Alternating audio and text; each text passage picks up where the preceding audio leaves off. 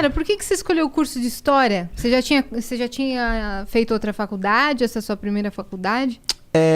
Então, eu comecei fazendo Direito, né? Eu fazia Direito no Instituto de Direito Público. Eu fiz 2 anos de Direito. Depois que você já tinha sido eleito vereador? Não, antes até. Antes? Eu comecei em 2016. De 2016 a 2018 eu fiz Direito. Você não tinha interesse em vestibular, mas depois você mudou essa cabeça. Porque eu mudei isso foi de 2010 para 2011, né? Que foi quando eu tive aquele professor. Aí eu comecei a estudar, etc. E aí em 2016 eu passei para Direito. Comecei a estudar Direito. Só que o que aconteceu? Eu gostava muito mais das matérias de História do Direito, Filosofia do Direito, e as matérias de Direito Penal, exceto Direito Constitucional, etc. Eu não gostava muito. Aí eu parei para pensar, eu falei, olha, eu sempre gostei de dar aula, né? Sempre tive isso no meu íntimo.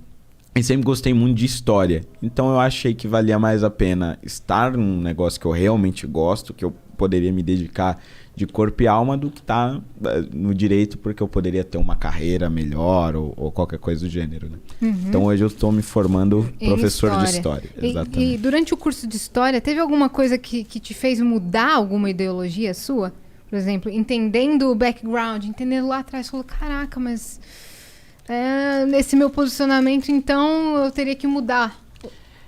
Não, eu acho que não mudar, mas ajudou a embasar muitos posicionamentos que eu já tinha. Uhum.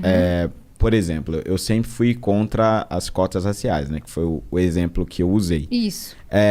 Eu fui estudando estudando as cotas raciais, as suas consequências, etc., até mesmo para conseguir debater publicamente. Uhum. Só que quando eu comecei a estudar História, eu percebi que, principalmente no pós-escravidão, ali quando os negros eles foram libertos, mas abandonados pelo Estado, uhum.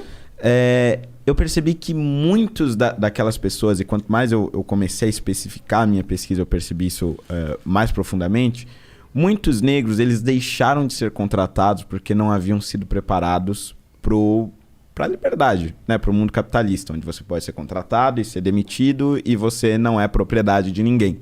Muitos deles não sabiam lidar com isso. Então, logo após a libertação da escravidão, muitos recebiam ordem de um chefe, por exemplo, e achavam que aquilo era um atentado à liberdade que ele tinha conseguido. E aí abandonavam o emprego, brigavam com o chefe. Isso aliado a uma política de Estado que privilegiava a vinda de imigrantes europeus, foi fazendo que a maior parte das pessoas negras ficassem desempregadas e na periferia.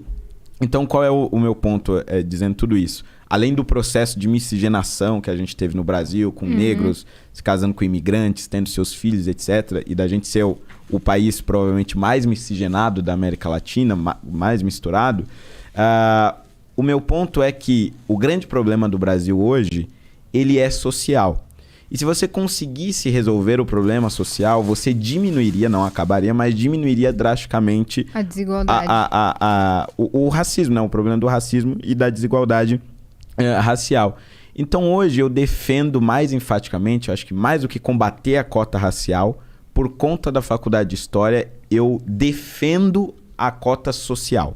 Exato. Porque eu acredito que quando você inclui uma pessoa que sempre estudou em escola pública, que tem uma renda baixa e você tem ali meios mais objetivos, né, de declarar a renda de alguém, quando você inclui essas pessoas, naturalmente a maioria dos incluídos vão ser pessoas negras. Portanto, você vai estar colocando pessoas negras em local de destaque, vai estar dando capacidade delas concorrerem no mercado de trabalho, mas elas não estarão lá porque são negras. Não terão sido escolhidas pela cor da pele. E eu acho que isso faz uma diferença fundamental. Uhum. Né? Então, hoje eu sou um grande defensor das cotas sociais, mais do pelo que um ponto grande... de partida. Exatamente. Né? Até porque pode acontecer numa seleção de cota racial pura e simples de um filho de um cara rico, né? Tipo assim, o filho do Pelé tem mais oportunidade que a minha filha. Entende? Tô dando 2 exemplos assim. Claro. Porque se a gente for considerar isso pura e simplesmente, então a gente não considera toda a oportunidade que teve de escola, de estudo, de viagem e tudo mais, e desconsidera uma outra pessoa. Então, na verdade, se inverte, né? É tipo assim, a falta de melanina vai prejudicar a pessoa pobre que deu o azar de nascer pobre e branca. Aí, exatamente. Né? Porque daí ela não nesse contexto. Porque aí o que ela teria de ajuda é tipo assim, beleza, eu nasci pobre. Aí a oportunidade que ela teria pra entrar numa faculdade, ela não tem. Porque na hora que o pai e a mãe lá, na hora de fazer, passaram menos melanina do que devia. Então, eu sou super a favor disso também. A cota social pra... Mas esse caso que você cita, ele é meio que exceção. É uma porcentagem mínima, né, que acontece. Não. E assim, tem um do negócio. Quê? Não entendi. Esse exemplo que você citou, que pode ser o filho negro de um cara rico. Essa é uma exceção. A gente tem muitos filhos de caras ricos. Sim. É que a gente tem muito mais pobre, porque a gente tem muito mais pobre. Sim. No Brasil, né? Sim, mas não é regra, é isso que eu quero dizer. Sim, mas o meu ponto é o seguinte. Depois da instituição das cotas raciais, começaram a perceber esse problema. Então, a maioria hoje das cotas raciais, ela já leva em consideração também a renda. Uhum. Mas o meu ponto é outro ainda, que é o seguinte. A cota racial, ela tem muita fraude, um índice grande de fraude. Tem uns casos bizarros de pessoas que se pintam de negra. Eu já vi isso. Tem vários, assim. Mas tem muitos outros que nem vêm à tona e que estão aí até hoje, né? Conseguiram a vaga por meio de cotas, mas por meio de fraude. Não eram pessoas negras que conseguiram. E aí, para tentar combater essa fraude, instituíram, ao meu ver, verdadeiros tribunais raciais, que é o que acontece hoje em São Paulo, por exemplo. Você é aprovado num concurso público por meio de cota racial. Aí você diz, eu sou negro. Tudo bem. Aí você é aprovado na prova.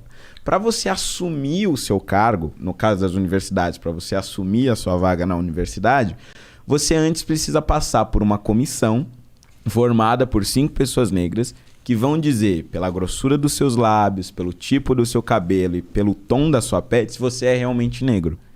Isso é muito parecido com o que acontecia no nazismo, muito parecido com o que acontecia na África do Sul na época do Apartheid, nos Estados Unidos na época do Jim Crow. Então, acho que as cotas raciais, ela cria este outro problema, que é o seguinte. Pessoas que foram submetidas a uma vida de racismo, chega na hora de entrar na universidade ou na hora de se aprovar no concurso público, são submetidas a uma humilhação. Porque é uma humilhação você ter que ir na frente de alguém que vai dizer, que vai ficar olhando o seu cabelo, vai pegar uma paleta de cores e vai ver se você é negro o suficiente para entrar na vaga. Quer dizer, eu acho que são consequências terríveis que, ao meu ver, acabam piorando o problema do racismo. No sistema de cota puramente social, você não tem esse problema. A maioria dos beneficiados serão negros, porque a maioria de pobres no Brasil são negros, mas você não tem esse negócio de ter que submeter essa pessoa à humilhação, de ter certeza ali na cara dela que ela está sendo contratada por ser negra ou não. Né? Isso eu acho bem absurdo. Eu não manjo muito, mas como funciona o lance de se autodeclarar negro? Quando você não tem a aparência que você falou que julga. Então, era assim no início, né? No início do processo bastava a autodeclaração. Você dizia, nos termos da lei eu me autodeclaro negro ou pardo ou índio, etc. Só que o que aconteceu?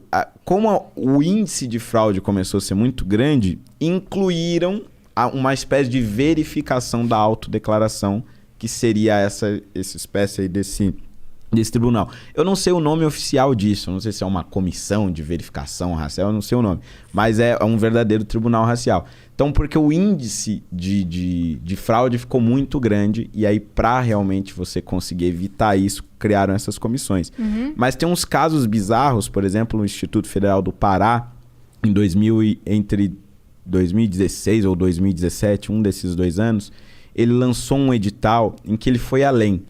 Ele, inclusive, chegava a determinar o tamanho do crânio e o tamanho do fêmur adequado para você considerar uma pessoa negra. Claro que isso era muito absurdo e foi revogado. Caralho! Mas tinha lá uma tabelinha e aí o sujeito que entrava no sistema de cotas, para evitar que fosse fraudado, você tinha que medir a cabeça dele, você tinha que medir o fêmur. Claro, ninguém chegou a passar por isso porque foi revogado antes. Mas é um dos efeitos... A ideia era essa. Se não fosse revogado... Exatamente.